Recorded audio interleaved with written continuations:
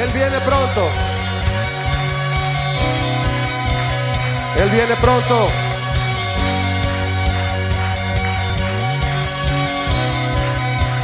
Así es.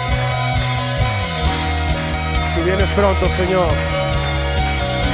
Esperamos tu venida. Él es el alfa, mis hermanos, y la omega. Eres el alfa y la omega, el principio y el fin. Dile conmigo. La estrella de la mañana, oh Jesús, mi Salvador.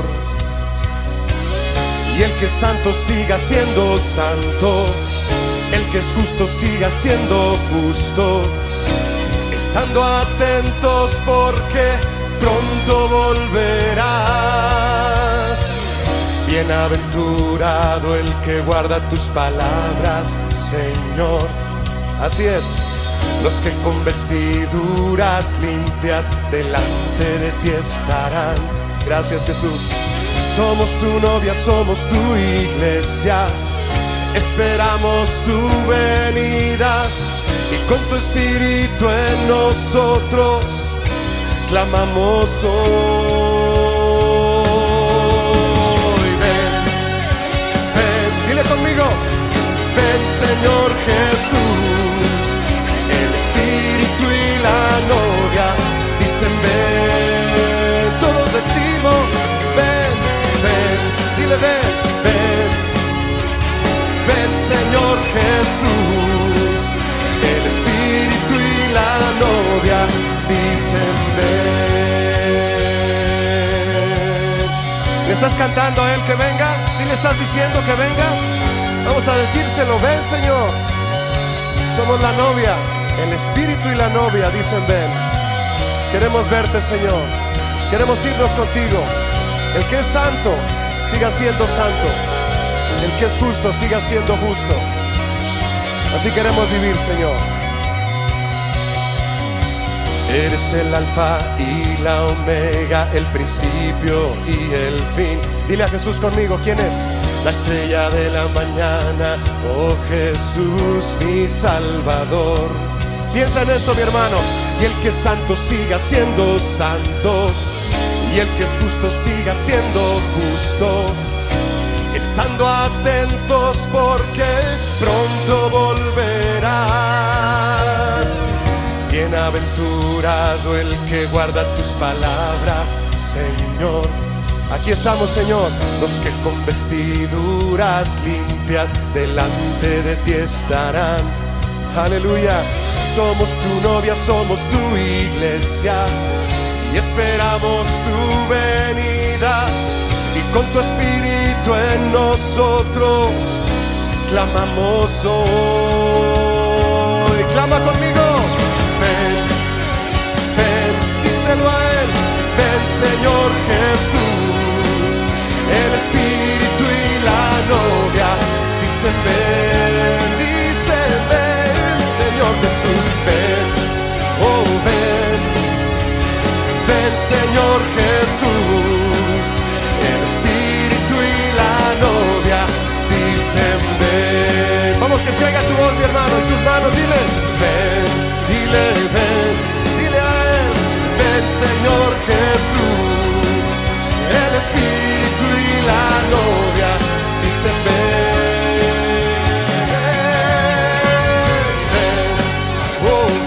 Ven, Señor, ven, Señor Jesús.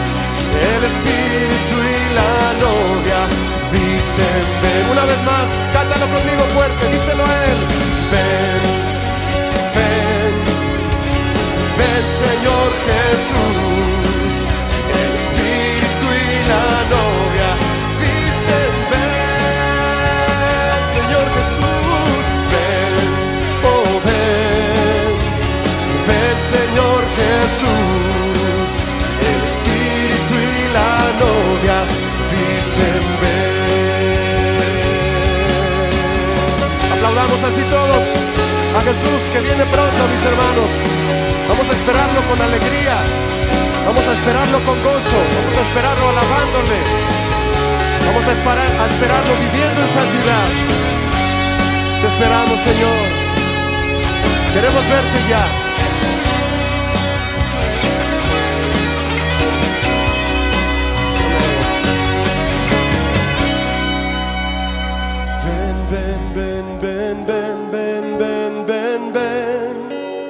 ¿Puedes decirle conmigo? Ven, ven, ven, ven, ven, Señor Jesús. Dile conmigo, iglesia. Ven, ven, ven, ven, ven, ven, ven, ven, ven. Ven, ven, ven, ven, ven, Señor Jesús. Levanta tu voz y clama a Él conmigo. Ven, ven, ven, ven, ven, ven, ven, ven, ven. El Espíritu y la novia dicen, ven, ven, ven, ven, ven, Señor Jesús. Levanta tu voz y díselo. Ven, ven, ven, ven, ven, ven, ven, ven, ven. Oh, ven, ven, ven, ven, ven, ven, Señor Jesús. Ven, Señor, ven, ven, ven, ven, ven, ven, ven, ven, ven, ven, Señor. Ven, ven, ven, ven, ven, Señor Jesús. Clama conmigo a Él. El Espíritu y la novia dicen ven. El Espíritu y la novia dicen ven. Tú y yo decimos ven. El Espíritu y la novia dicen ven. Ven, Señor Jesús. El Espíritu y la novia dicen ven.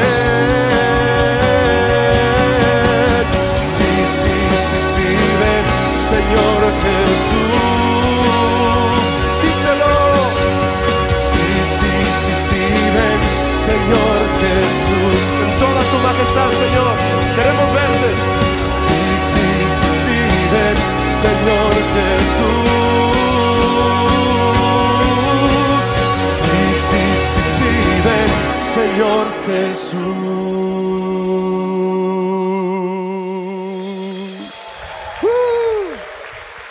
Así es como la iglesia clama a Él. Ven, Señor Jesús. Buenas noches, mis hermanos, buenas noches. Que Dios les bendiga. Una vez más, gracias por estar aquí conectados con nosotros en Casa de Oración Nueva York. Le damos la bienvenida a cada uno de ustedes. Sabemos que algunos nos ven de diferentes países, diferentes lugares. Así que, como dice nuestro pastor Chuy, ¿verdad? Buenos días, buenas tardes y buenas noches. Y qué bueno que estamos una vez más aquí frente, ¿verdad?, a la palabra del Señor, siendo agradecidos porque hemos tenido alimento espiritual y los temas, ¿verdad?, que hemos estado compartiendo son muy relevantes, especialmente para estos tiempos. Y en esta noche tengo un tema que quiero compartir dentro de, bueno, mejor dicho, dentro de ninguna serie, ¿verdad?, iba a decir, pero no estamos compartiendo todavía series, ¿verdad? Si algunos entraron al Facebook se dieron cuenta que publicamos una próxima serie que vamos a compartir, que se va a titular Madurando en el Señor. Pero mientras tanto vamos a seguir con enseñanzas individuales. En esta noche tengo un tema, como todos, ¿verdad? Ya es parece un cliché mío cuando digo es un tema de mucha importancia. Todos los temas de la palabra de Dios son importantes. Pero este tema es uno de los más importantes porque es concerniente a la salvación. En esta noche quiero compartir un tema a manera de pregunta. ¿Qué debo hacer para ser salvo? ¿Qué debo hacer para ser salvo? Este tema o esta pregunta del tema, si nos damos cuenta, es una pregunta que tiene, vamos a decir, un efecto tanto en el creyente o en el no creyente y el creyente, los dos. Porque el no creyente, ¿verdad? Vemos a través de la Biblia diferentes personas que se acercaron a Jesús y le hicieron esta pregunta. ¿Qué debo hacer para heredar la vida eterna? ¿O qué debo hacer para ser salvo? Y siempre encontramos en la pregunta que cada persona que preguntaba acerca de la salvación, la primera pregunta o la intención de la pregunta llevaba ¿qué debo hacer? Y si hacemos un análisis de todas las religiones del mundo, todas, a excepción del cristianismo, todas están basadas en sacrificios humanos, demostración de sacrificios, virtudes. Algunas creen que si hacemos, si por ejemplo alguien comete 20 pecados, pero hace 21 cosas buenas, en la balanza se pondrá que las 21, ¿verdad?, van a sobrepasar las 20 y por eso puede entrar al reino de los cielos o al paraíso, cualquier tipo de interpretación que cada religión le dé. Y si hubiesen, por así ponerlo, 100 religiones, 99 tiene que ver con sacrificios humanos. La única que no demanda, vamos a decir, sacrificios humanos, y pongo esto, ¿verdad?, en gran exclamación, para para ganarse la salvación, es el camino cristiano. Entonces nos damos cuenta aquí que hemos traído anteriormente este tipo de enseñanzas, pero en la noche de hoy tendrá, aparte de muchas explicaciones, tendrá un sentido un poquito diferente. Este tema, el cual vamos a estar mirando en esta noche, ¿qué debo hacer para ser salvo?, nos va a contestar no solamente preguntas acerca de nuestro caminar, sino también en la manera como presentamos el Evangelio. Y uno de los problemas que vemos es que muchas veces si alguien llega nuevo a la iglesia, por primera vez, a lo mejor aceptó al Señor o alguien lo invitó a la iglesia, en muchas iglesias desafortunadamente lo esperan en la puerta, en la entrada, ya dándole mandamientos, ordenanzas, sacrificios, etcétera, sin primero presentarle el sacrificio de Jesús. Entonces, desafortunadamente se practica esto en muchas iglesias y queremos cambiar a las personas en el momento que entra por la puerta. Y la Biblia no enseña eso. Vamos a usar un ejemplo en Lucas 18. Vamos a iniciar esta enseñanza de esta noche con la historia del joven rico. Es una historia que hemos visto bastantes veces, pero como la palabra de Dios es inagotable, nos damos cuenta que podemos seguir, ¿verdad?, exprimiendo esta historia del joven rico. La historia del joven rico la podemos ver a través de los evangelios, excepto Juan, y vemos aquí cómo Jesús, este muchacho viene corriendo a los pies de Jesús, por así decir, y le hace esa pregunta. Lucas 18, versículo 18, vamos a estar leyendo. Fíjense, dice Lucas 18, capítulo 18, verso 18, dice: un hombre principal le preguntó. Aquí principal habla de uno de los líderes de Israel, ¿verdad?, podemos decir un judío, ¿verdad?, religioso, así como Nicodemo. Dice, le preguntó diciendo: maestro bueno. Y aquí vemos una expresión donde este joven rico le llama a Jesús maestro, ¿verdad? Y quizás nosotros, por ejemplo, en mi país, culturalmente, nosotros le llamamos maestro, aparte de los profesores de la escuela, de una forma cultural, cuando vamos a un lugar a recibir algún servicio. Por ejemplo, si vamos al taller, le llamamos al dueño del taller maestro, le decimos maestro, ¿verdad? Pero aquí la palabra maestro no es una expresión cultural, no es una expresión en el sentido de alguien el cual ellos usaban para cualquier persona. El mismo Jesús le dijo a Nicodemo: tú eres maestro de Israel y no sabes esto. Y debemos tomar en cuenta que la palabra maestro aquí no se refiere a maestro de matemáticas, maestro de ciencia, de química, física, no. Aquí maestro tiene que ver con aquel que enseña la palabra de Dios para vida. Entonces aquí la palabra maestro no se le daba a cualquier persona, no era cualquiera que se le decía rabí. Entonces aquí vemos que no solamente le llama maestro, le llama bueno también. O sea, le dio una posición, ¿verdad?, ministerial, la más alta como maestro, pero también le dio una posición moral. Le llamó maestro, ¿verdad?, y le llamó bueno. Y le hace la pregunta: ¿qué haré para heredar la vida eterna? Para obtener, podemos entender, la vida eterna. Ahora, este joven, obviamente conociendo las Escrituras, la ley del Señor, como todo ser humano, si alguna petición, ¿verdad?, si algún deseo, el Señor nos pregunta, ¿qué les gustaría?, ¿verdad? Humanamente, la gente siempre se va a una casa, Señor, ¿verdad?, un carro, un trabajo, ¿verdad?, tener salud, felicidad y todo eso.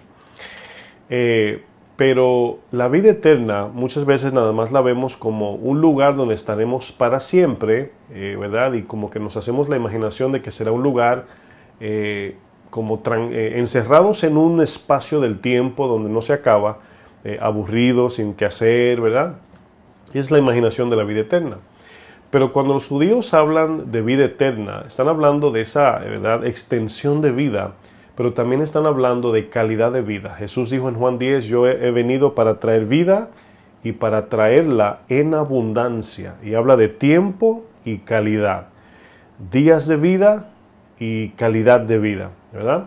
Y luego Jesús le dice en el 19, Jesús le dijo, ¿por qué me llamas bueno? Y la pregunta aquí Jesús tiene, no vamos a decir muchos sentidos, pero podemos explicarlo de muchas maneras. Pero Jesús está más bien juzgando en la forma que este muchacho llama a una persona buena. ¿Por qué llama a Jesús bueno? Jesús le dice, ninguno hay bueno, sino solo Dios. Y al decirles esto al joven rico le está diciendo, si tú me llamas bueno y solamente Dios es bueno, ¿qué estás diciendo, joven? ¿Qué estás diciendo? Y luego le dice, ¿verdad? Continúa, le dice, los mandamientos sabes, no adulteres, no matarás, no adulterarás, perdón, no matarás, no hurtarás, no dirás falsos testimonios o testimonio, honra a tu padre y a tu madre. Y le dijo, todo esto lo he guardado desde mi juventud. No tengo duda de que este joven cuando escuchó a Jesús decir esto, me imagino que a lo mejor pensó, dice, pues si ese es el problema, entonces estoy casi adquiriendo la vida eterna. Él le dice, todo esto lo he guardado desde mi juventud, desde niño. Dice, Jesús oyendo esto le dijo, aún te falta una cosa. Ahora, en la Biblia, cuando hablamos de matemática, de números, no siempre la lógica bíblica es la lógica humana. Por ejemplo, Jesús dice, ¿verdad? Este es el gran mandamiento, amar a Dios y a tu prójimo. Vemos dos acciones, pero él dijo, el mandamiento. La matemática en el Señor o en la palabra de Dios no siempre es 2 más 2 son 4. Fíjense que aquí cuando Él le dice, por ejemplo, te falta una cosa, no se está refiriendo a un acto, ¿verdad? No se está refiriendo a una sola acción o una obra o una cosita más para agregarle a la ley que Él ya había cumplido, no. Cuando Jesús dice una cosa se estaba refiriendo a lo fundamental, a lo principal, a lo esencial, pero en sí estaba diciendo te falta todo, es decir, imagínese el cuerpo humano, el cuerpo físico. Imaginemos a una persona, ¿verdad? Por así ponerlo, decir, bueno, tenemos el cuerpo completo, ¿verdad? Tenemos el cerebro, tenemos las manos, los ojos, aquí está el cuerpo casi completo, nada más falta el corazón. Bueno, diríamos, solamente falta una cosa, falta el corazón. Pero podríamos decir falta todo, porque el corazón es lo que le da vida o mantiene con vida al cuerpo físico, al cuerpo humano. Entonces, nos damos cuenta cuando Jesús dice, te falta una cosa, aún te falta una cosa, le está hablando de aquello que era la esencia y el fundamento de toda su fe, en este caso. Vende todo lo que tienes y dalo a los pobres y tendrás tesoro en el cielo y ven, sígueme. ¿Qué le dijo Jesús? Que aparte de los mandamientos que el joven rico dijo que había cumplido, encima de eso hiciera esta buena obra. O más bien le estaba diciendo, tienes que morir a tu adoración al dinero y adorar a Dios y luego tendrás tesoros en el cielo y vida eterna. Y aquí vemos lo que dice el texto. Entonces él, aquel joven rico, oyendo esto, se puso muy triste. ¿Por qué se puso triste? Bueno, por un lado el joven rico dice, yo amo a Dios, busco la vida eterna y hago esto para Dios. Pero en el momento que Jesús pone el dedo, ¿verdad?, en el Dios de este joven, Dios con D minúscula, aquí en este caso, el Dios dinero, Jesús dijo, no podréis servir dos señores. No podréis servir a ambos, a Dios y al dinero, porque amarás a uno y aborrecerás al otro. Entonces, escuche bien, si el joven rico dice que cumplía los mandamientos y amaba el dinero, ¿a quién estaba adorando? ¿Cuál era el origen y razón de su obediencia? Bueno, aquí nos damos cuenta que no era Dios.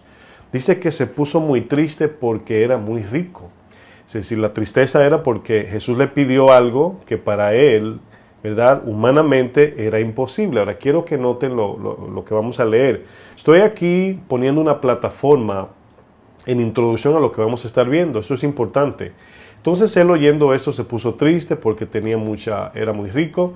Verso 24. Al ver Jesús que se había entristecido mucho, dijo. Ahora, ¿qué está pasando aquí?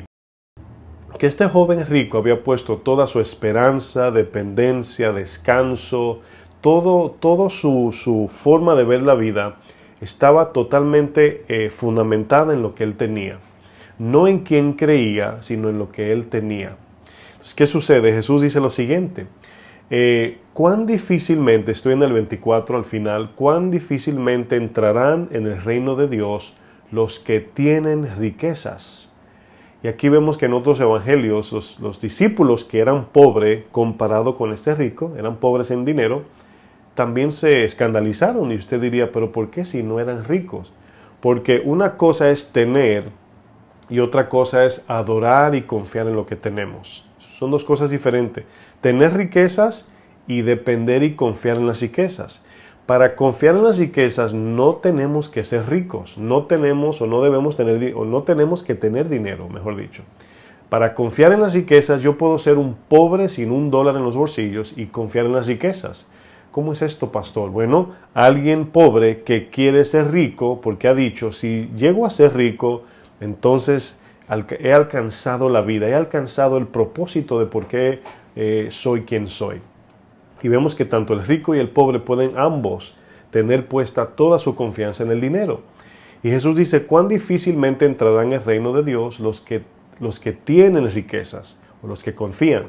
Porque es más fácil para un camello, ¿verdad?, pasar un camello por el ojo de una aguja que entrar un rico en el reino de Dios. Ahora se dan cuenta que no dice es imposible, dice es más fácil. Dice, y los que oyeron esto dijeron, ¿quién pues podrá ser salvo? Esta pregunta a los que dijeron esto, habla de dónde estaba puesta la confianza de todos los que oían el Evangelio. Todos tenían la esperanza puesta en las riquezas que Dios prometió. Podemos verlo en Deuteronomio 28, el Señor le dice, si ustedes oyen y obedecen mi palabra, todas estas bendiciones, riquezas, sanidades, prosperidades los alcanzarán. Pero había un problema, que la promesa de Dios era literal y al 100% si mantuviesen ellos en ese tiempo, a los que escucharon la ley, si ellos mantenían la obediencia a la ley perfecta. Si ustedes oyen y obedecen todos los mandamientos, todas las bendiciones le van a seguir. Entonces, aquí vemos que cuando Dios prosperaba a su pueblo, no tenía en sí que ver con la perfecta obediencia, sino más bien por la fe. Cuando llamó a Abraham, le dijo, en ti serán benditas todas las naciones, no en Moisés, en Abraham. En Moisés, incluso las naciones iban a ser maldecidas. Y usted diría, pastor, suena raro eso. Sí, porque la ley obviamente traía muerte, pero la fe traía vida. Entonces vemos que la esperanza estaba puesta en la fe, no en los mandamientos. Entonces cuando alguno obedecía el mandamiento y lo hacía confiando en su propia destreza, capacidad, la ley lo mataba. Pero aquel que cumplía la ley, confiados en el Señor, confiados en la justicia y misericordia de Dios, entonces Dios ahí veía el corazón y obviamente los bendecía. ¿Quién pues podrá ser salvo? El 27 dice, Él les dijo, lo que es imposible para los hombres es posible para Dios. ¿De qué está hablando el Señor? De la salvación. Lo que es imposible para el hombre es posible para Dios. Aquí, al terminar esta predicación del Señor ante esta multitud, nos damos cuenta que cuando el Señor dice, fíjense, es un texto que muchos lo han sacado de contexto, ¿verdad? Para Dios no hay nada imposible, porque lo que es imposible para el hombre es posible para Dios.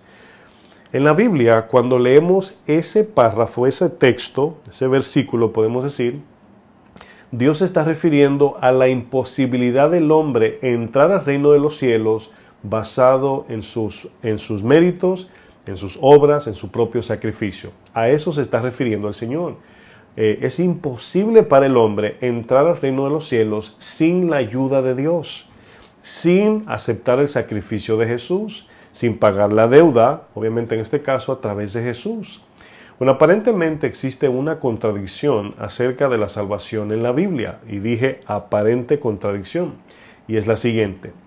La palabra hace un gran énfasis, la Biblia, toda la Escritura, en que no somos salvos por obras. Nosotros no creemos que adquirimos y poseemos la salvación o recibimos el regalo de la salvación por la lista de cosas buenas que hacemos, por sacrificios humanos, no es por méritos o por alguna virtud humana. Pero la otra cara de la moneda, ya dijimos, la palabra dice que no somos salvos por obras, pero la otra cara de la moneda, las Escrituras enfatizan que la fe sin obras es muerta. Entonces, siempre hemos explicado esto, y la razón de esta enseñanza, ¿verdad?, porque he traído estos temas anteriormente, tiene que ver esencialmente este tema de esta noche con dos cosas. Cómo nosotros estamos viviendo nuestra vida cristiana y cómo estamos presentando el Evangelio a los que no creen. Fíjense, una vez creemos, y es de donde voy a dar mi punto de partida, ese es mi paso de partida de la enseñanza. Una de las cosas que la palabra nos enseña es que una vez aceptamos a Cristo como único Señor y Salvador, desde ese día en adelante nuestra fe debe evidenciar buenas obras. Pero antes de aceptar a Cristo, el Señor no nos exige buenas obras, nos exige fe en el sacrificio perfecto en la cruz para poder, una vez creemos en eso, recibir el perdón de Dios, pago por nuestros pecados, y una vez creemos en ese sacrificio y Dios nos perdona, en ese instante nos limpia para poder ahora recibir el Espíritu, no el Santo todavía, sino el nacimiento, el nuevo nacimiento, y desde ese punto en adelante entonces se nos demanda vivir en obras. Esas obras, después de ser cristianos, no tienen nada que ver con adquirir la salvación, porque ya la adquirimos por medio de la fe en el sacrificio y único sacrificio, vuelvo y repito, perfecto de Jesucristo. Dice, porque el sacrificio de Jesús, Hebreos nos dice, fue perfecto y fue el que nos perdonó y es el que nos santificó. Bueno, espero me haya entendido hasta ese punto. Por causa de estas aparentes contradicciones, muchas doctrinas de diferentes iglesias se van a un extremo o se van al otro. Algunas iglesias o denominaciones, puedo mejor decir, ponen una carga muy pesada en las personas. Si tienes que hacer esto, si no haces esto te vas al infierno. Y eso tiene un sí y un no, ¿verdad? Lo voy a explicar durante la enseñanza. Tienes que hacer esto y tienes que vestirte así, tienes que hablar así y tienes que. Y muchas veces son mandamientos de hombres y se pone esto en los hombros de las personas y sin darnos cuenta estamos basando nuestra salvación en obras humanas. Pero por otro lado viene la doctrina que dice, no, fuiste salvo por gracia y por fe, y peques o no peques, y claro, a lo mejor estaría exagerando, pero ¿verdad?, obedezcas o no, tú vas camino al cielo. Entonces tenemos dos extremos que estamos perdiendo el hilo o el balance de estos dos. Uno dice obras, ¿verdad?, sin la confianza en el sacrificio, pero otros dice confía en el sacrificio, pero no obedecen. Entonces, ¿dónde está el problema? Desafortunadamente, estos desbalances que estamos viendo causan un gran problema en la forma de cómo presentamos el Evangelio a aquellos que todavía no conocen de Cristo. Porque si alguien te pregunta, ¿qué debo hacer para ser salvo? Si te hacen a ti como creyente la pregunta, ¿le vas a decir tienes que hacer esto, esto y esto? ¿O debes poner toda tu confianza en el sacrificio del Hijo de Dios en la cruz, el cual pagó por tus pecados? Y si tú crees de todo corazón, te perdona, te salva y te limpia. Bueno, una vez esa persona acepta ese mensaje o a la persona de Cristo, de ahí en adelante el Espíritu comenzará a producir el querer como el hacer. Esa persona nace de nuevo y ahora sí la Biblia confronta el pecado de esta persona. Pero una persona que no ha nacido de nuevo, que no es creyente, no se puede confrontar con la Biblia porque ni tiene el Espíritu, ni ha nacido de nuevo, ni ha aceptado el sacrificio de Jesús, y estaríamos volviendo a lo mismo, al sacrificio de hombres. La pregunta es cómo podemos conciliar estas dos partes de la fe y las obras. Bueno, nuestra forma de entender el Evangelio, escuche bien, en la manera que entendemos el Evangelio, influenciará no solo cómo presentamos el Evangelio, sino también nuestro modo de vida cristiana. Por ejemplo, el apóstol Pablo, vamos al libro de Efesios capítulo 2, vamos a ver un ejemplo.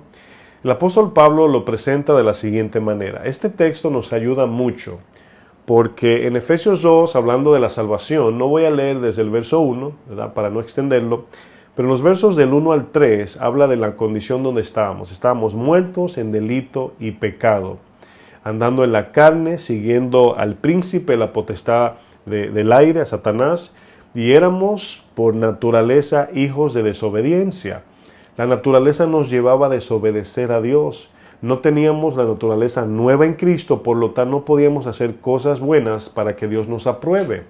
Entonces luego el texto de Efesios 2:4 continúa. Una vez que dijo, estamos muertos en delito y pecado, siguiendo la corriente de este mundo, siguiendo la potestad de Satanás, haciendo la voluntad de la carne y los pensamientos, y éramos por naturaleza hijos de ira. Pero luego el 4 dice algo, pero Dios. Ahora quiero que noten el contexto. Estábamos muertos en delito y pecado. No podíamos hacer nada para Dios o nada que trajera favor para ganar o merecer la salvación. Nada, absolutamente nada. Dice el texto, pero Dios. Ese pero es el punto de partida del creyente. Ese pero es el evangelio que predicamos. El ser humano está perdido en pecados, alejado de Dios, pero, ¿verdad? Ese pero es el evangelio, sí, pero ahí está el mensaje que nos salva. Dios, que es rico en misericordia, dice, fíjense el punto de partida, rico en misericordia, por su gran amor con que nos amó, aún estando nosotros muertos en pecado, y muertos sencillamente separados de Dios por el pecado, dice, nos dio vida. ¿Cómo nos dio vida? Cuando aceptamos a Cristo como nuestro único Señor y Salvador. Él nos dio vida juntamente con Cristo. Aquí lo que se está diciendo es que cuando creemos en el sacrificio de la cruz, creemos que Jesús murió para pagar nuestros pecados, pero resucitó para darnos vida y hacernos ahora justos ante Dios, pero también nos ha dado la capacidad de vivir en justicia para Dios. Eso es lo que significa vida, nos dio vida, ahora podemos obedecer. Ahora sí, después de la fe. Dice, nos dio vida juntamente con Cristo, y dice en paréntesis, por gracia sois salvos. Y juntamente con Él nos resucitó. Aquí resucitar es espiritualmente. Y asimismo nos hizo sentar en lugares celestiales con Cristo Jesús, espiritualmente hablando, para mostrar en los siglos venideros las abundantes riquezas de su gracia, en su bondad, para con nosotros en Cristo Jesús. Le está dando el énfasis el texto hasta este punto, de que todo fue por la misericordia de Dios, recibido por la gracia de Dios, por medio del sacrificio de Cristo. Todavía no dice aquí que hemos hecho nada para recibir la salvación. Nada más creer en eso, confiar en eso. Dice el verso 8, porque por gracia sois salvos, por medio de la fe, y esto no de vosotros, pues es don de Dios, es un regalo. No es por lo que hiciste que Dios te da la salvación, es por la gracia y misericordia que Dios te oferta y tú decides aceptarla o rechazarla. Dice luego el 9, no por obras para que nadie se gloríe. Yo no soy salvo o voy camino al cielo por mi sacrificio, no, sino por el de Cristo. Y luego dice, fíjense, no por obras, no somos salvos por obras, no recibimos la salvación por obras, verso 10, porque somos hechura suya, nos hizo. ¿Cómo nos hizo? Aparte de que nos creó físicamente, dice Génesis 2 que el Señor formó al hombre, sopló y era el hombre un alma viviente junto con Eva.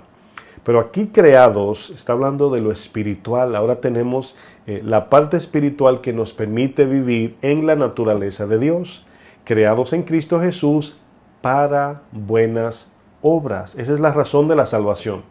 El motivo de la salvación es que Dios fue movido por gracia, por misericordia, y nos salvó aún siendo pecadores. Pero la razón para nosotros recibir la salvación era para vivir en buenas obras.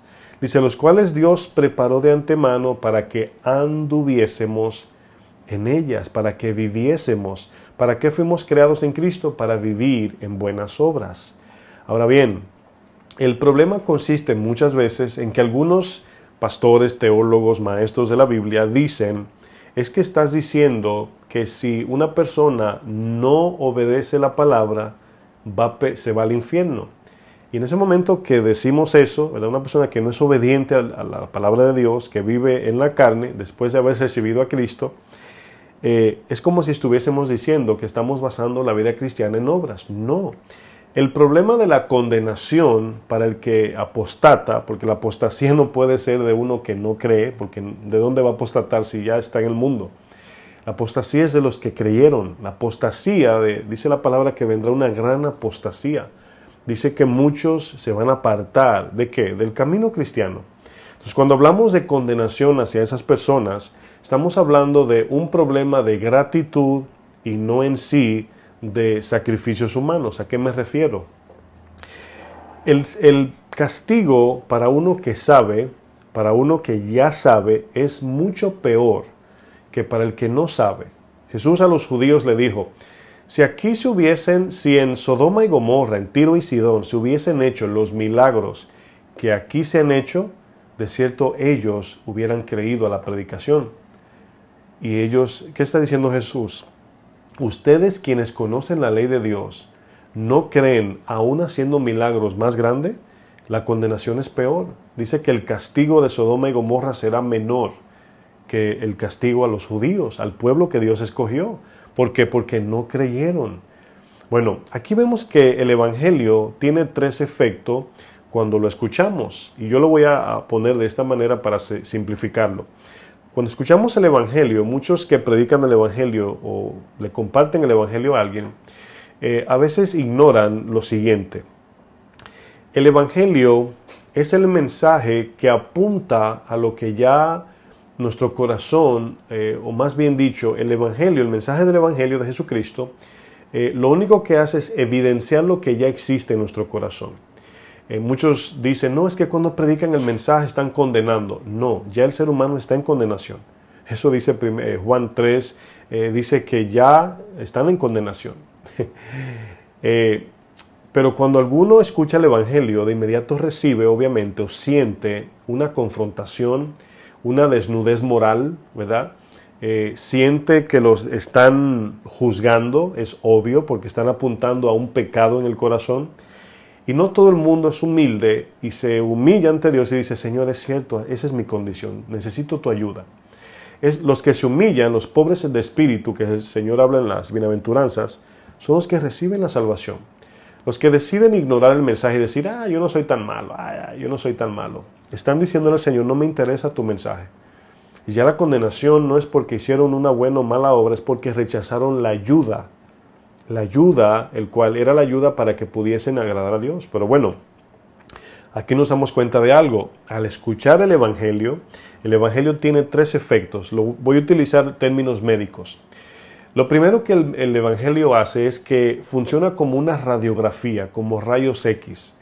Cuando predicas el Evangelio de la manera correcta, el Evangelio, el Espíritu Santo, saca del corazón de las personas, de su conciencia, y sí convence de pecado. Por eso dice el Señor, y vendrá el Espíritu y convencerá de pecado. Bueno, en el momento que escuchamos el Evangelio, ya nuestro corazón está de acuerdo con el Evangelio, o nuestra conciencia, mejor dicho, y cuando te dicen, mira, vives en pecado, vas camino a condenación, tu conciencia te dice, es verdad. Pero muchas personas deciden ignorar el mensaje y decir, no me interesa el mensaje, y apagan esa luz. Esta es la condenación, que la luz vino al mundo, pero los hombres amaron más las tinieblas que la luz. Lo primero que el Evangelio hace es que viene como una radiografía, ¿verdad? Te expone para que tú te veas a ti mismo y veas que lo que estás oyendo es verdad, porque es Dios quien te está juzgando. Pero aquí el primer paso del Evangelio no es un juicio para condenación. No, es lo que el segundo efecto hace, es el diagnóstico. La radiografía, nunca el médico o en el hospital se usa para matar a nadie. No, es para ver lo que hay dentro del cuerpo físico y sanarlo. Esa es la idea. La radiografía tiene ese efecto para ver un diagnóstico. Y el diagnóstico Ese es lo que el Evangelio hace. Te da un diagnóstico, vas camino a condenación, no puedes agradar al Señor y el Señor hizo esto por ti. Es el tercer punto, la cura. La radiografía, el diagnóstico y la cura. ¿Cuál es la cura? La cura es Cristo. Cuando viene la radiografía, el doctor te dice, tienes cáncer terminal, tienes una semana de vida. Ahí está el diagnóstico. ¿Cuál es la cura? Bueno, aquí está la cura. Si tú haces, bebes, tomas, te inyectas, no sé cómo sería el tratamiento médico, esto te va a salvar. Bueno, no tengo duda que cualquier persona diría, yo quiero eso. Pero en el caso espiritual, la mayoría rechazan el mensaje y no quieren la cura. Algunos evitan la radiografía, otros niegan el diagnóstico y otros deciden, ¿verdad?, rechazar por completo la cura. El Evangelio, mis hermanos, expone el corazón, es lo que hace. Segunda de Corintios capítulo 4, Pablo utiliza un ejemplo que nos ayuda a ver esto de la radiografía, del diagnóstico y la cura. Segunda Corintios capítulo 4, verso 4, ayúdenme allí. Vamos a leer este texto. Fíjense lo que dice Pablo aquí. Dice, en los cuales el Dios, usted ve una D minúscula, no está hablando del Dios de la creación ni el Señor, sino de un Dios pagano o Satanás. El Dios de este siglo, Satanás, el diablo, dice, cegó el entendimiento de los incrédulos. Es decir, cuando una persona no cree, voluntariamente no cree al Evangelio, no se da cuenta que automáticamente se está poniendo en las manos del enemigo. Se está poniendo en las manos de Satanás. Porque aquí hemos explicado que no son 3, 4, 5, 50 caminos. En la vida tiene 2 caminos. Es el bueno, el malo, el justo o el injusto, el ancho o el estrecho. Y cuando rechazo a Dios, estoy dándole la bienvenida al enemigo de las almas. Dice el texto, Satanás cegó el entendimiento de los que no creen. ¿Y por qué lo hace? Dice, para que no les resplandezca la luz del Evangelio. ¿Cómo Satanás ciega el entendimiento de los incrédulos? Sencillamente le susurra al oído, le dice, ese mensaje es, no le creas, no lo escuches, vete, estás tarde, no escuches el mensaje. Eso es mentira, le gustan juzgar. Y a veces no distinguimos esa voz, no la distinguimos. Pero nos damos cuenta que aquí Pablo claramente dice, Satanás ciega el entendimiento de aquellos que no creen, fíjense, de los que no creen, para que no les resplandezca la luz del Evangelio de la gloria de Cristo, el cual es la imagen de Dios, porque no nos predicamos a nosotros mismos, sino a Jesucristo como Señor y a nosotros como vuestros siervos por amor de Jesús. Dice, porque Dios, aquí va a utilizar un ejemplo del principio de la creación. ¿Y qué está haciendo Pablo? Pablo está utilizando en esta carta de los Corintios el ejemplo de cómo se encontraba la tierra antes del Señor hacer la creación y cómo se encontraba la tierra después de la creación. Y aquí vemos que Pablo dice, porque Dios, que mandó que de las tinieblas resplandeciese la luz, es el que resplandeció en nuestros corazones para iluminación del conocimiento de la gloria de Dios en la faz de Jesucristo. Escúcheme bien. Si usted ha leído el profeta Isaías, capítulo 6, se va a dar cuenta que en la historia, al iniciar, dice que Isaías vio lo que llamamos teofanía, una visión de Dios. Teo significa Dios. Teofanía, ¿verdad? Y cuando Isaías ve la gloria de Dios, lo que en sí Isaías vio fue su muerte. En ese momento dijo, ay de mí que soy hombre muerto. La santidad de Dios reflejó la muerte, la inmundicia, el pecado, la iniquidad del profeta Isaías. Cuando vio al Señor dijo, ay de mí, de inmediato vio un contraste, una diferencia, un blanco y negro, por así decir. Nosotros ahora, por medio del Evangelio y su palabra, es como podemos tener ese mismo efecto. Al ver la santidad y perfección del Señor, vemos nuestra muerte. Cuando miramos cómo Cristo vivió y la incapacidad de vivir así, es exactamente lo mismo. Ay de mí que soy hombre muerto y habito entre gente, ¿verdad?, de labios inmundos. Mis ojos han visto al Rey. Pero cuando el Evangelio es predicado, la luz de Dios ilumina el corazón de las personas y sucede lo mismo que sucedió en el principio de la creación. El apóstol Juan, en el capítulo 1 de Juan, menciona que así como la luz trajo orden, iluminación y vida en la creación, al principio de la creación. De la misma manera sucede cuando el creyente, quien se encuentra vacío, desordenado y en tinieblas, la luz de Cristo resplandece en el corazón del que cree. Pero aquí es donde vamos viendo qué es lo que el Evangelio hace. Nos expone, la radiografía es ese examen del corazón para que nosotros veamos la condición y digamos, ay Dios mío, necesito ayuda. Y ahí es donde viene el sacrificio de Jesús. Ninguna persona, si no va al médico, puede verse los pulmones o puede ver si tiene cáncer o si tiene alguna enfermedad interna. Necesita una maquinaria médica que exponga lo que está dentro escondido, y una vez se expone eso, el paciente decide qué hacer. Mira, tenemos tratamientos, puedes ir a este hospital, conozco un doctor que es muy bueno. Y lo lógico es que digamos, sí necesito ayuda. Pero cuando sucede con el Evangelio, en el sentido de nuestro corazón, la mayoría deciden quedarse enfermos y no ser sanados por el Señor. Entonces el Evangelio siempre debe producir en nosotros ese sentido o exponer lo que tenemos dentro para que podamos ver la necesidad de Cristo. Una mala interpretación del Evangelio afectará la forma de cómo vivimos y de cómo evangelizamos. Bueno, cuando Pablo y Silas fueron encarcelados en Filipos, mientras oraban y adoraban al Señor, un terremoto sacudió la cárcel al punto que las puertas de la cárcel se abrieron.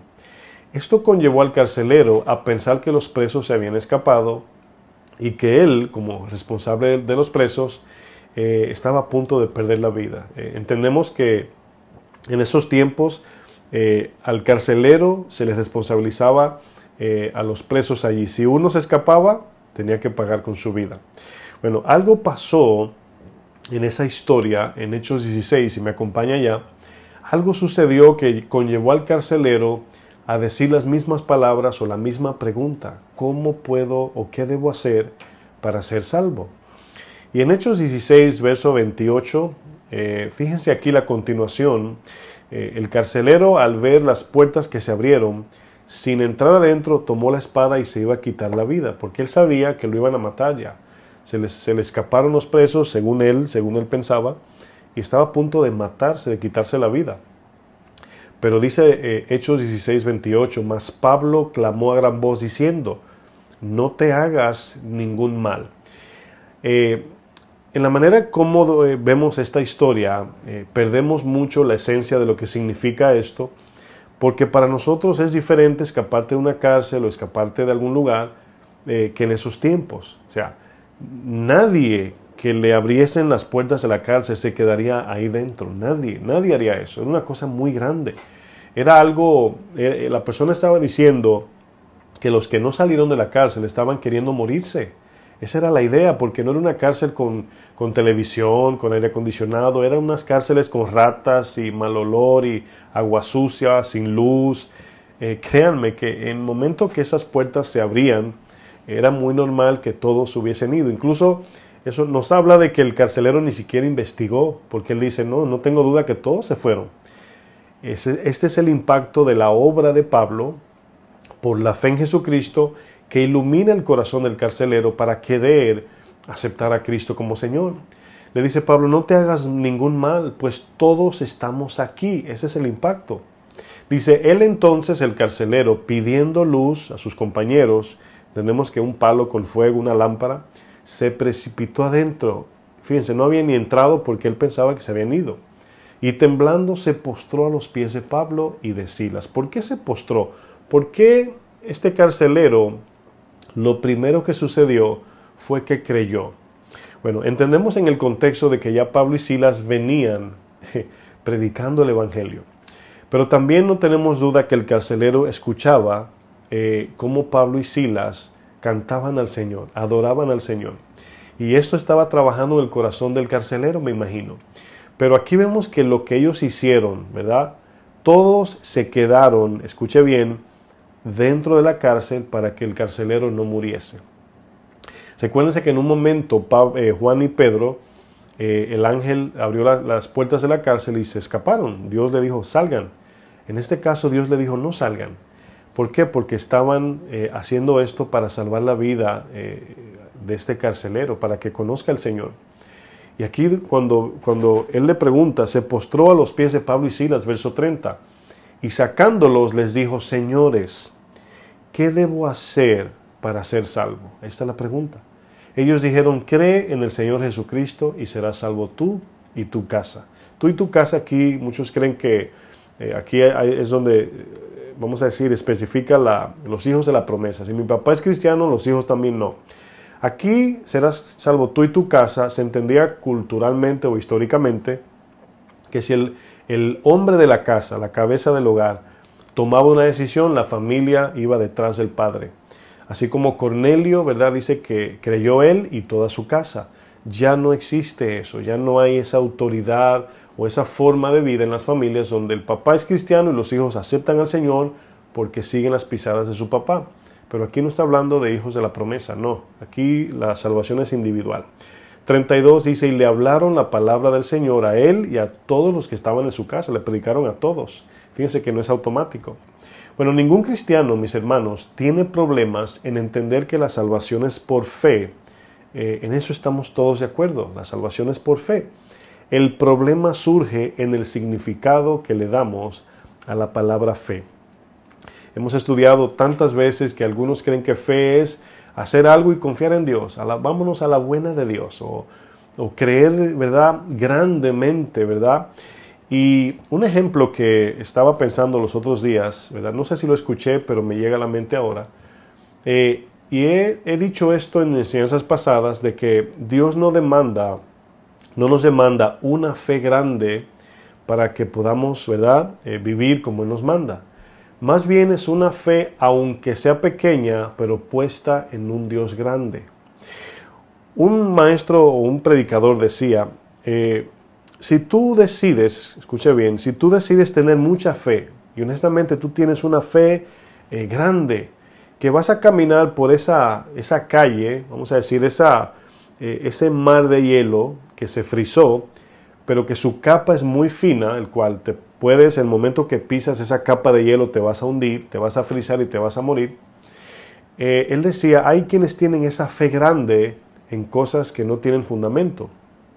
Entonces, si tú dices, yo tengo fe que voy a cruzar ese mar de cristal de hielo y no se va a romper, y ese hielo está así de fino, de milímetros de finito, como una hoja de papel. Bueno, tu gran fe no te va a resultar en esa decisión. Pero si decimos, ay, no tengo tanta fe, ¿verdad? Pero voy a confiar en este Dios grande. Y ahora tu poquita fe la vas a poner en atravesar el mismo camino, pero ahora con, vamos a decir, con el grosor del suelo de hielo de 2 metros o de 1 metro. Bueno, ya es diferente porque estás poniendo tu poca fe, y voy a explicar lo que significa poca fe para no confundirlos, en un Dios grande. Y no es poca fe en el sentido de tener poca fe, como Jesús le dijo, ¿por qué hombres de poca fe? No. Cuando la Biblia habla de mucha fe, poca fe, ¿verdad? ¿Cómo no tenéis fe? Jesús dijo, si tenéis fe como un grano de mostaza, de ese tamaño, es una fe firme, no es el tamaño en el sentido de mucha fe humana, no, es mucha confianza en ese Dios grande. Entonces, esa confianza plena, completa, total dependencia es lo que produce en mi vida la obediencia que Dios me demanda. Porque la fe, no olvidemos, produce poder espiritual, el cual viene de Dios. Bueno, aquí nos damos cuenta que el problema no es si la salvación es por fe. El problema entre las iglesias es qué significa fe. Para algunos fe nada más es creer que Dios existe. Ahí está Dios, yo sé que Él está, yo creo que Dios existe. Esa fe no salva. Otros tienen fe diciendo, yo creo que Dios me va a dar un trabajo. Bueno, esa fe posiblemente sea bíblica, pero no salva.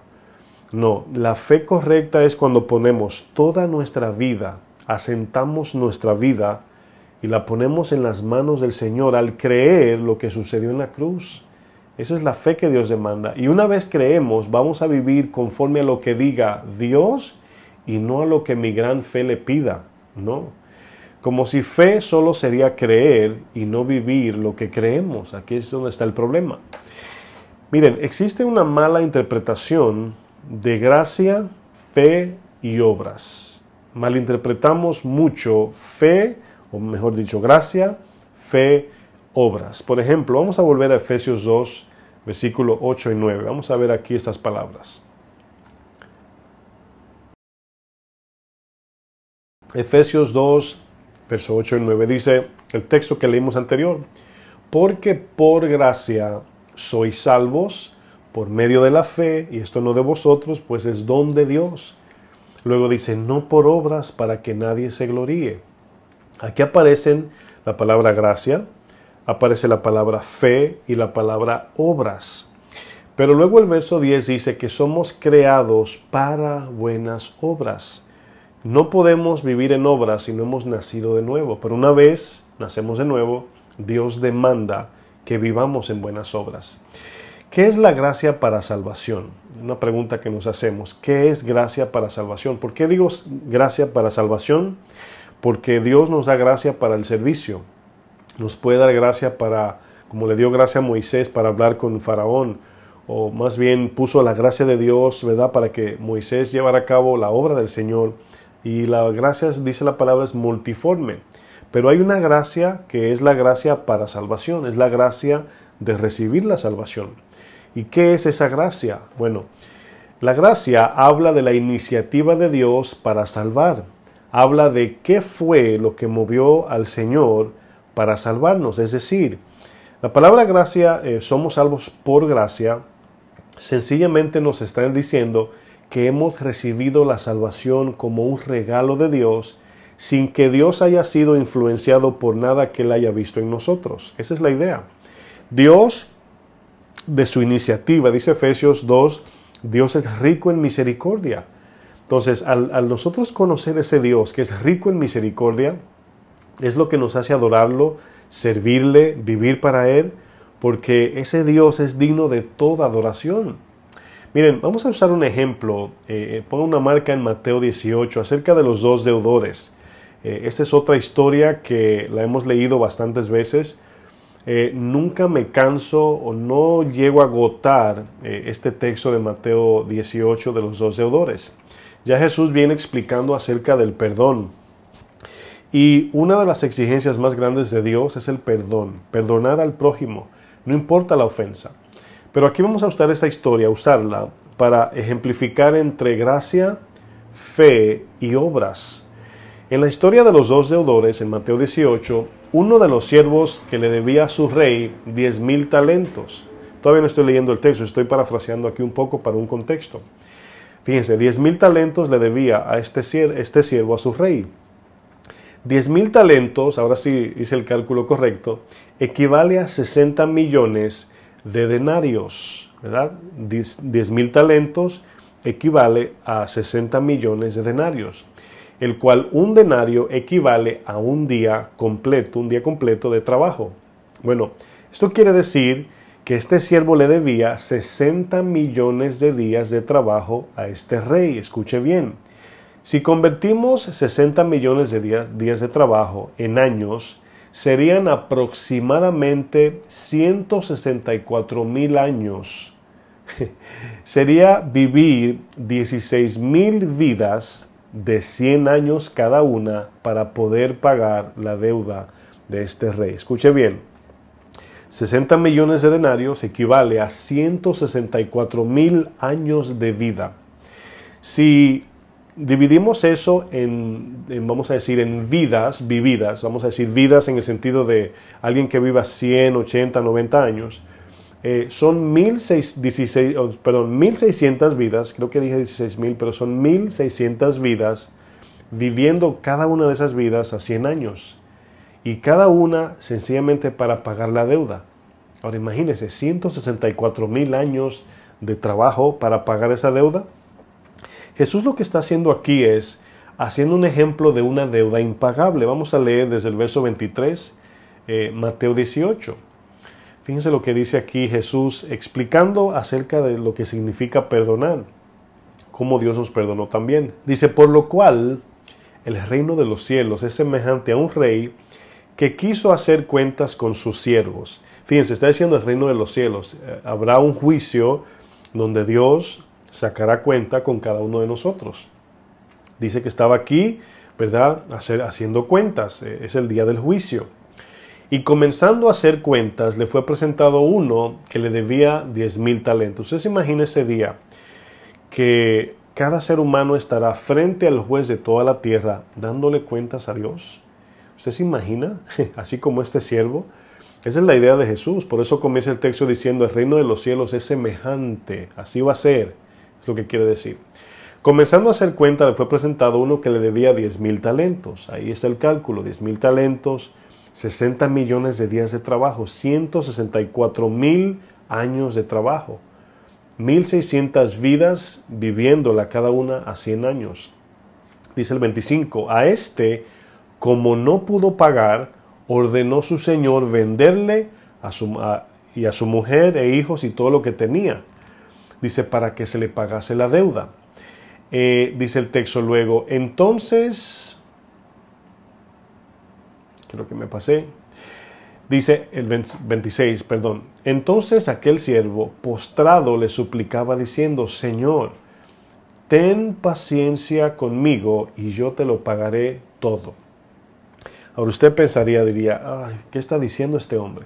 Bueno, le está diciendo que le va a pagar, pero sabemos que no va a poder. Pero le está pidiendo misericordia, le está diciendo, Dios mío, yo te lo pago, no sé cómo, pero dame paciencia, o sea, tenme paciencia y yo te lo pagaré. Es una expresión de incapacidad, ¿verdad? De impotencia. Dice el 27, el Señor de aquel siervo, escuche bien, movido a misericordia. Ahora, en la vida tenemos decisiones que nos mueven a una emoción o a otra, o a una decisión o a otra. De repente está una persona frente a un juez y le traen a un reo, a un culpable, ¿verdad? Y este juez puede ser misericordioso, pero lo único que puede hacer es bajarle la sentencia, como darle algo. Pero la justicia tiene que cumplirse. El juez está sometido a la justicia y debe someter este culpable a la justicia. Pero aquí dice que el señor de aquel siervo, movido a misericordia, le soltó y le perdonó la deuda. Yo quiero que usted note algo, mis hermanos. En esta historia, el rey no le dice, mira, vete, pero tienes que venir todos los días a las 7 de la mañana a regar mis jardines. Fíjense que lo perdonó sin exigencias. ¿Por qué no le pone mandamientos? ¿Por qué no le dice, te perdono, pero? Porque el perdón es incondicional. El perdón dado de parte de Dios es lo más grande que podemos recibir. Y si Dios, en este caso el rey, le dice, te perdono, si haces esto, le está diciendo que esa es la deuda de él y la va a pagar. Pero el rey lo que quiere hacer es soltarlo para que viva, darle la oportunidad de su voluntad, que viva una vida de agradecimiento al rey. Es lo único que el rey le pide. No se lo pidió en palabras, pero el rey apeló a eso. ¿No? Lo voy a soltar y que este hombre hable de quién es su rey. Jesús es un ejemplo matemático para comparar la deuda que teníamos con Dios comparada con la ofensa del prójimo. El primer siervo le debía a su rey 164,000 años de trabajo. El segundo siervo que le debía al siervo que el rey perdonó 3 meses de trabajo. El primer siervo le perdonaron 60 millones de días de trabajo, pero él, aquí, el siervo que fue perdonado, no quiso perdonar a su consiervo que nada más le debía 90 días de trabajo. Aquí lo que estamos viendo es que no importa lo que alguien te haga, siempre en comparación será 90 días de trabajo comparado con 60 millones de días de trabajo. Y usted preguntaría, pastor, ¿qué tiene que ver todo esto con la fe? ¿Qué tiene que ver esto con la fe? Absolutamente todo, mis hermanos. La vida cristiana consiste en el perdón de nuestros pecados y si sacamos esto de la ecuación, se pierde la esencia misma de por qué somos cristianos.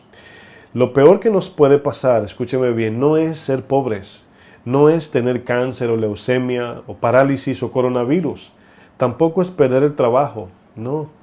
Lo peor que nos puede pasar es nosotros no estar a cuentas con el juez de toda la tierra. Es lo peor que nos puede pasar. Nos preguntamos qué es la gracia para salvación. El verso 27 dice que este siervo no pudo pagar la deuda, no pudo. Y el rey justamente lo condenó, dice que ordenó venderle, pero al ver la incapacidad de este siervo de pagar su deuda, el rey fue movido a misericordia. Aquí está la gracia. Somos salvos por gracia. somos perdonados por gracia. Gracia, fe y obras son tres cosas diferentes. ¿Qué es fe?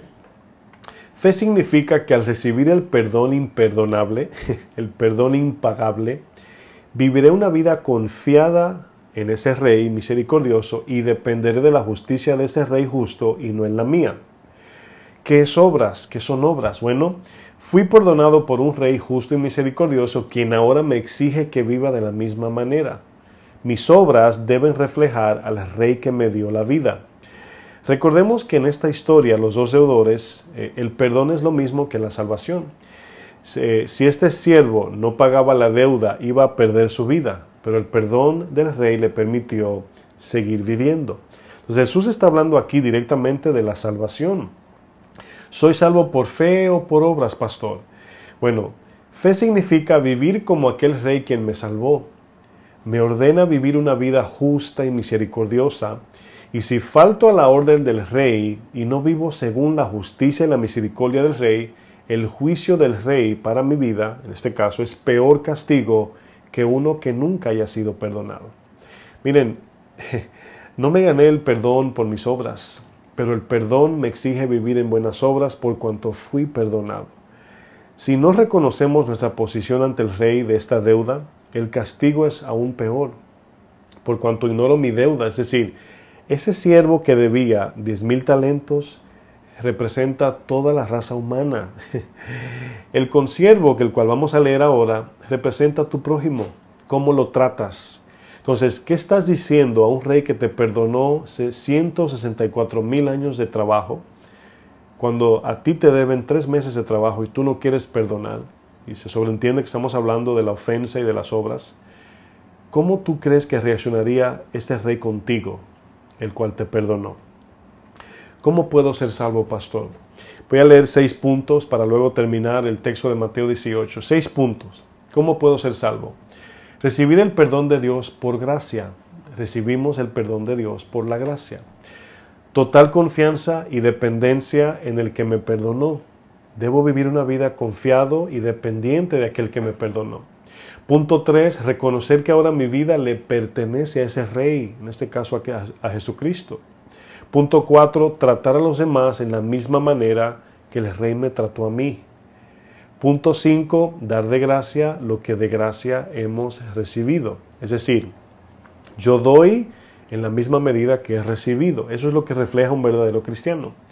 Y punto 6 y último, adorar a ese Rey justo, santo y misericordioso, que fue movido a misericordia y no a juicio. ¿Qué pasa si recibo el perdón pero no vivo según los mandamientos del Rey que me ordena que viva? Mateo 18, 28 es la otra mitad de la historia. Dice, luego que este siervo fue perdonado, dice el verso 28, pero saliendo aquel siervo, halló a uno de sus consiervos, a su prójimo, que le debía 100 denarios, 3 meses de trabajo. Y haciendo de él, lo agarró por el cuello, dice que le ahogaba, diciendo, págame lo que me debes. Quiero que noten que el siervo perdonado representa a un cristiano, porque le perdonó toda la deuda. Es un cristiano, mis hermanos, escuche bien, Jesús está hablando de un creyente, de uno que recibió el perdón de Dios. Y luego vemos aquí, su consiervo, cuando lo agarró por el cuello, dice el 29, su consiervo, postrándose a sus pies, le rogaba diciendo, igual que él con el Señor, ten paciencia conmigo, y yo te lo pagaré todo. Este sí podía pagarle, pero el siervo primero, el primer siervo, no podía pagar la deuda, pero este sí, 3 meses de trabajo era fácil. Dice, mas él no quiso, o sea, no tuvo misericordia, sino fue y lo echó en la cárcel hasta que pagase la deuda. Viendo sus consiervos lo que pasaba, se entristecieron mucho.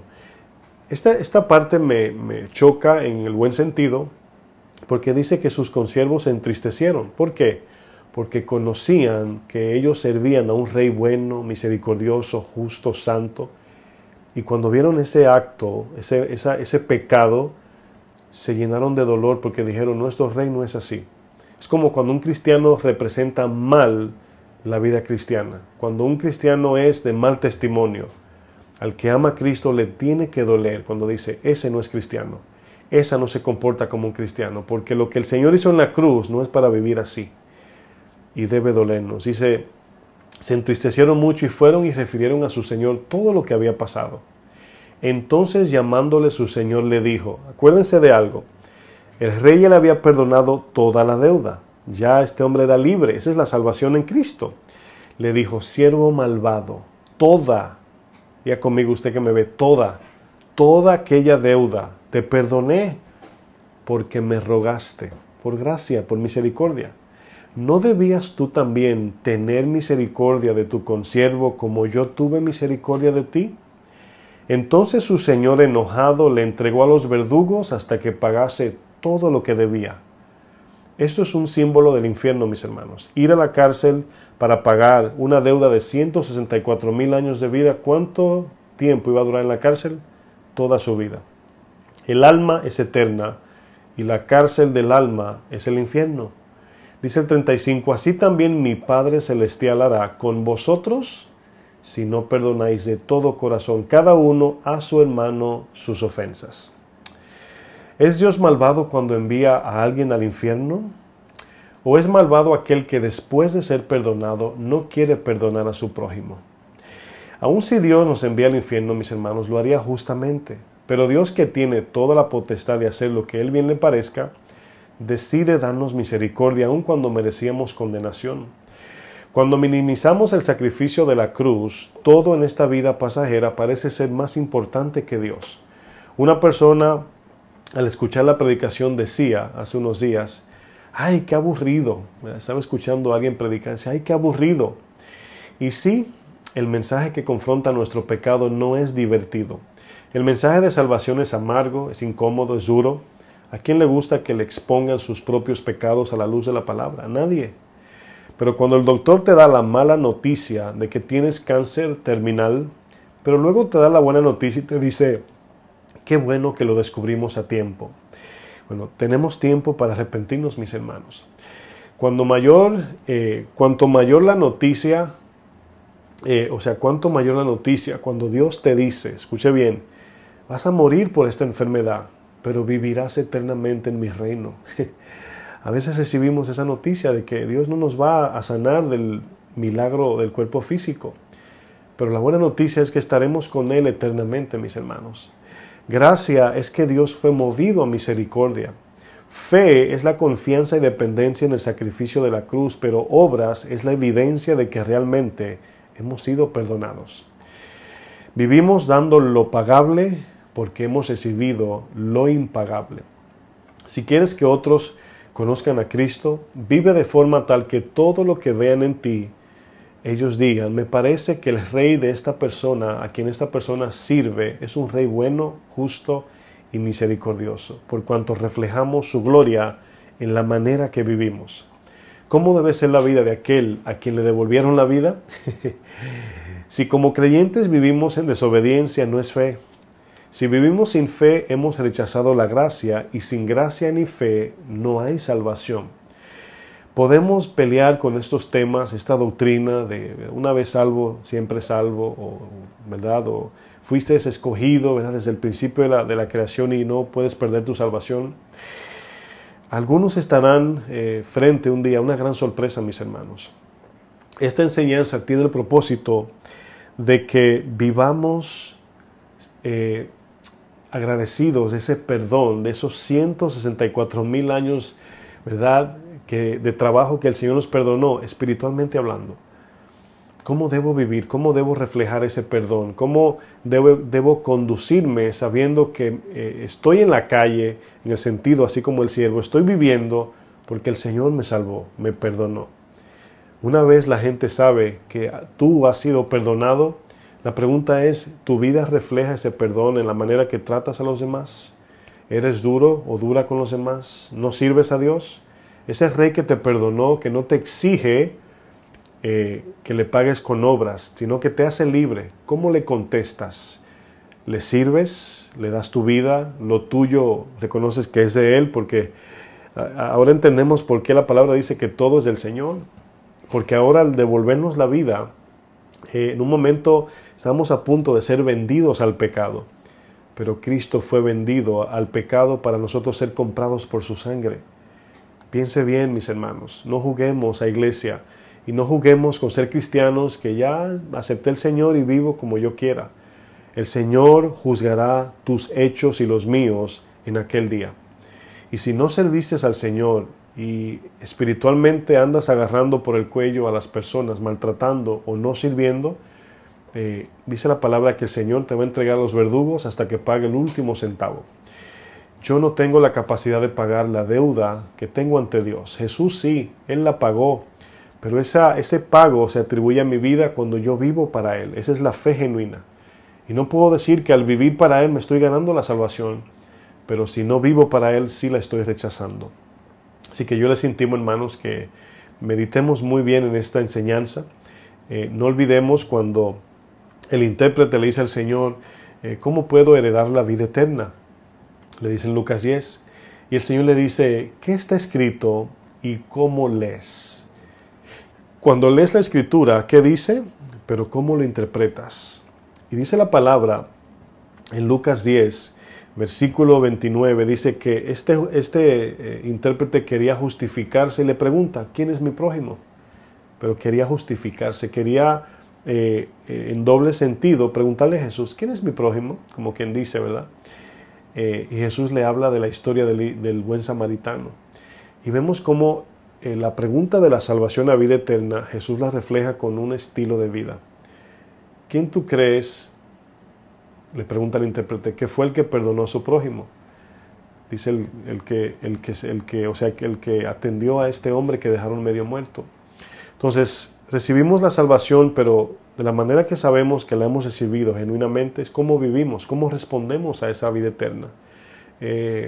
No es confiando en que en aquel día el Señor me va a dejar entrar a su reino, no, porque entonces estaríamos pisoteando a su Hijo en la cruz. Los que no aceptan a Cristo como su único Señor y Salvador son culpables de haber matado a su Hijo, pero los que creen fielmente en el sacrificio de la cruz son perdonados y salvados por el sacrificio perfecto de la cruz.